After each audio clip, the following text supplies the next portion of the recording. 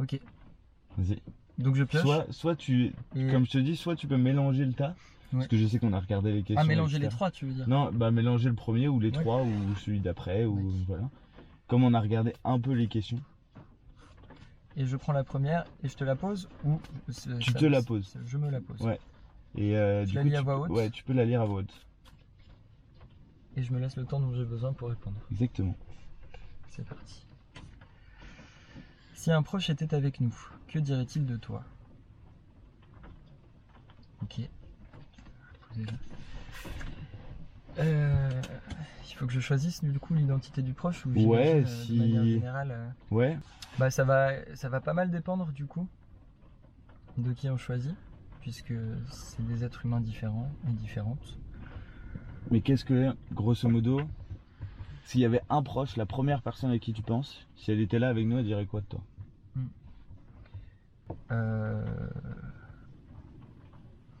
C'est compliqué. Comment est-ce qu'on me perçoit? C'est pas forcément. Je pense que mes proches m'aiment Oui. déjà. Donc, avec sous ce prisme-là, il y a un côté, je suis quelqu'un de bien, voilà, qui va pas forcément être hyper très déterminé dans ses projets ou qui va pas forcément, ce qu'on disait, honorer quelque chose qui rentre dans le moule. Ok. Mais qui s'est toujours débrouillé, donc on peut laisser tranquille. Laisser tranquille dans le sens, enfin j'en parlais pas plus tard qu'hier avec ma mère, que tu peux avoir des personnes à charge pour lesquelles tu t'inquiètes et d'autres pour lesquelles tu vas moins t'inquiéter. Et finalement, les seuls moments où elle a vraiment eu à s'inquiéter pour moi, c'était quand je faisais des choses qui pouvaient être répréhensibles par la loi, quoi. Ok. Voilà. Et sinon, elle s'inquiète pas, quoi. Et Oui, ça, du c'est coup, ouais, sinon. Voilà. Donc, grosso modo, Yep. qu'est-ce qu'il dirait de toi? C'est la responsabilité, peut-être? Ouais, je dois être quelqu'un en qui on peut avoir confiance. Ouais. Même si je suis pas très stable dans mes projets. Tu vois, Ok. moi c'est un peu ce qui en ressort là sur ces dernières années depuis la crise Covid. C'est que sur ces 3-4 dernières années, je me suis mis à fond dans des idées. Et ensuite, les choses ont fait que j'ai pas été au bout de ces idées. Ouais. Et donc, c'est la dernière saveur qui pourrait garder de moi, tu vois. Ok. Comme cette histoire de bus, par exemple, qui Ouais. moi me pèse, hein, parce que Ok. c'est un truc qui était tellement atypique que les gens retiennent. Parfois, la rencontre se résume à ça. C'est ceux qui ont le bus. Ah oui. Et du Ok. coup, la première question, c'est alors, ça en est où? Donc, Kylian, c'est le mec avec le bus. Pour certaines personnes, Ok. pas pour mes proches. Pour Oui, mes oui. proches, c'est bien plus. Mais du coup, ouais, ça s'est un peu résumé à ça parce que je pense que pour chacune, un projet de vie, c'est important. Et ça peut en dire beaucoup sur les gens parfois. Et du coup, le principe d'avoir voulu faire un habitat léger avec ce bus et de ne rien avoir fait pour l'instant depuis 3 ans, alors qu'on a matière à faire, c'est une pression sociale. Mais que, tu vois, qui est, quand tu prends du recul, qui est légère parce que ces personnes-là, ça va rien leur changer. Oui. Que j'ai démarré ou que j'ai pas démarré. Et moi, l'accumulation me pèse. Parce que tu vois, à ces personnes-là, tu pourrais leur dire, bah ouais, mais en fait, c'est pas le projet de maintenant, tu vois. C'est pas mon envie maintenant de m'investir là-dedans. Ouais. Donc en fait, je m'investis dans autre chose pour le moment. Et en fait, j'y reviendrai plus tard, tu vois. Ouais. Donc tu vois, il y aurait un truc plus aligné peut-être dans ce que tu leur réponds. Je crois que je parviens à leur formuler ça, plus ou moins, en leur disant que actuellement on a une vie de citadin sur Brest, à temps plein, et en plus du temps plein, un peu le milieu associatif. Et rien que ça, moi ça me suffit à me légitimer.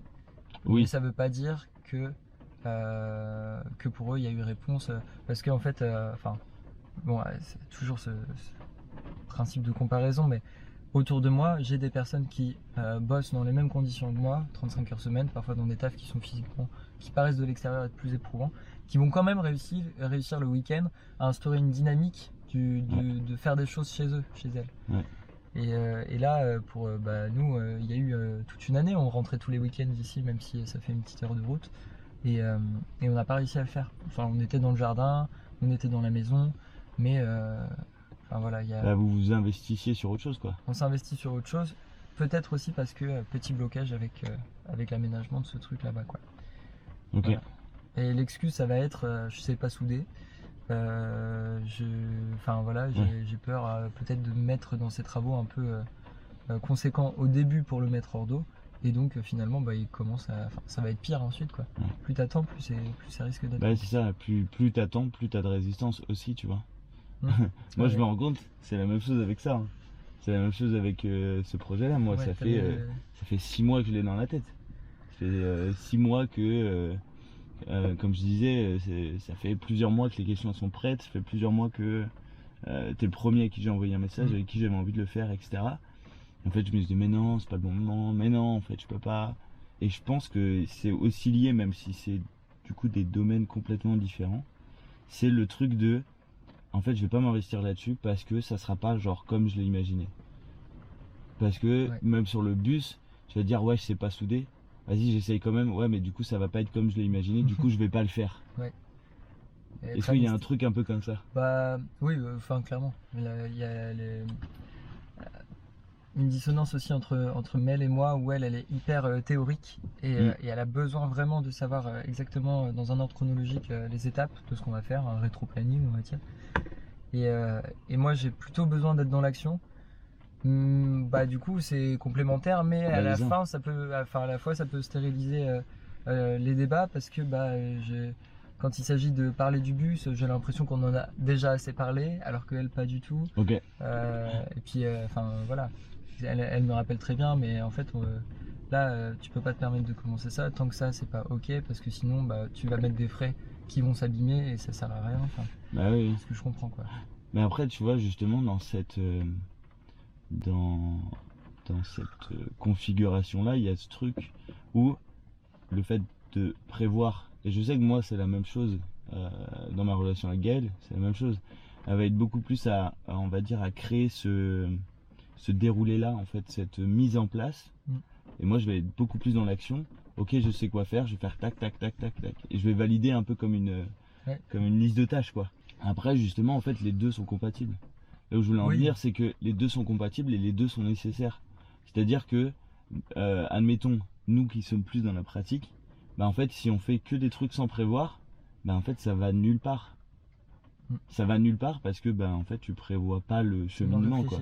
C'est moins réfléchi, tu sais pas où tu vas, tu fais parce que il faut faire, mais tu sais pas où tu vas, quoi. Enfin, relation d'amitié.